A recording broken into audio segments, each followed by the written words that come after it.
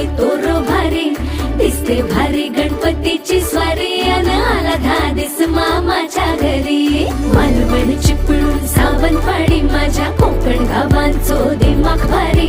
दिसते भारी गणपतीची स्वारी माझ्या कोकणा वाटे तुम्ही वलवा गाडी धमा धमान हाका गाडी माझ्या कोकणचो रस्तो नागमोड